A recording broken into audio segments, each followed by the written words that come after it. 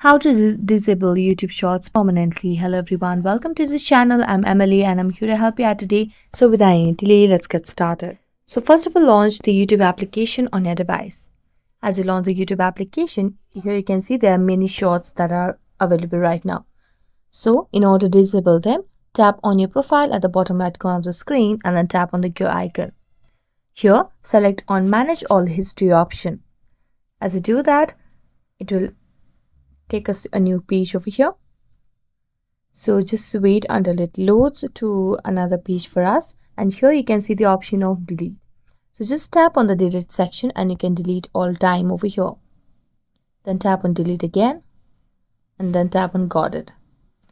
Now go back to your home screen over here or the home page of your YouTube. Now when you refresh the page, it will look something like this. Now even if you watch the video, it will start showing YouTube Shorts. Now if you want to disable it permanently, you can simply tap on 3 dotted lines on the YouTube Shorts and then keep on tapping on non interested, and after clicking for about 10 videos, then you will be able to see it will be disabled on your YouTube. So that's it. Thank you so much for watching this video and see you next time.